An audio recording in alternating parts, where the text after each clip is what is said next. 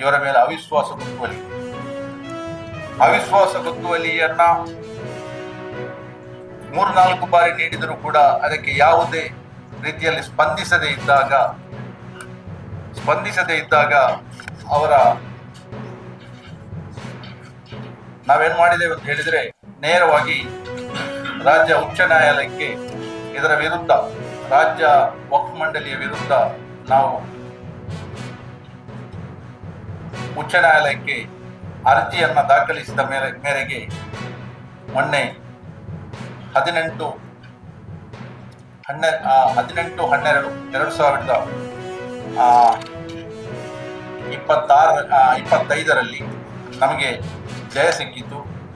ಅದರ ಪ್ರಕಾರ high court justice Suraj Govindaraj ಇದ್ದ ಪೀಠವು ವಕ್ಫಿನ ಆಡಳಿತ ರಾಜ್ಯ ವಕ್ಫ್ ಮಂಡಳಿಯ ವಿರುದ್ಧ ಹಾಗೂ ಜಿಲ್ಲಾ ವಕ್ಫ್ ಮಂಡಳಿಯ ವಿರುದ್ಧ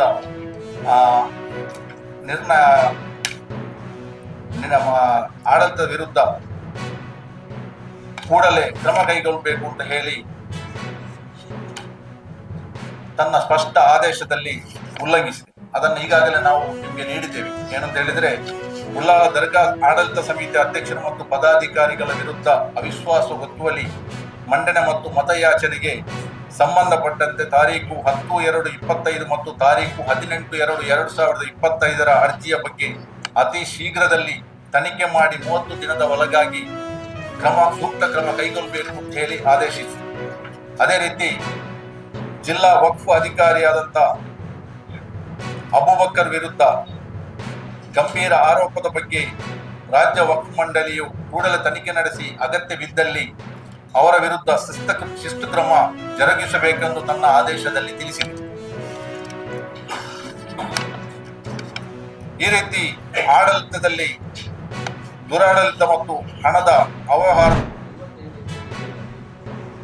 ಅಲ್ಲಿ ಈ ಸಾರ್ವಜನಿಕರಿಗೆ ಬಳಕೆಗೋಸ್ಕರ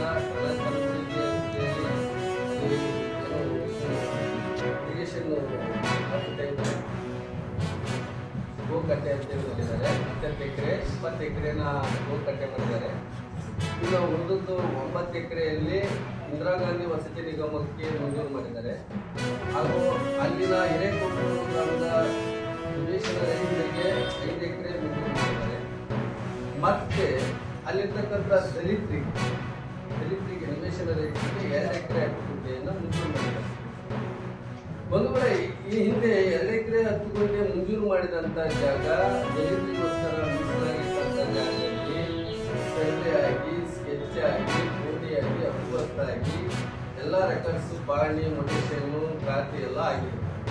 ಇವಾಗ ಇಂದಿರಾ ಗಾಂಧಿ ವಸತಿ ನಿಗಮಕ್ಕೆ ಏನು 9 ಎಕರೆ 20 ಗುಂಟೆಯನ್ನು ಮೀಸಲಾಗಿದ್ದು, ಅದರಲ್ಲಿ ಕಳೆದ ತಿಂಗಳಲ್ಲಿ ತಾಲೂಕು ಆಡಳಿತದಿಂದ ಸರ್ವೆ ಮಾಡಿಸೋ ಟೈಮಲ್ಲಿ ಏನು ಮೊದಲೇ 2 ಎಕರೆ 10 ಗುಂಟೆ ಜಮೀನನ್ನ ಸರ್ವೆ ಮಾಡಿ ಸ್ಕೆಚ್ ಆಗಿತ್ತಲ್ಲ, ಈ ಇಂದಿರಾ ಗಾಂಧಿ ವಸತಿ ನಿಗಮಕ್ಕೆ ಸರ್ವೆ ಮಾಡೋ ಟೈಮಲ್ಲಿ ಸ್ಕೆಚ್ ಅಲ್ಲಿ ಆ 2 ಎಕರೆ 10 ಗುಂಟೆಯನ್ನು ಸೇರಿಸಿ ಜಂಟಿ ಸ್ಕೆಚ್ ಮಾಡಿದ್ದಾರೆ.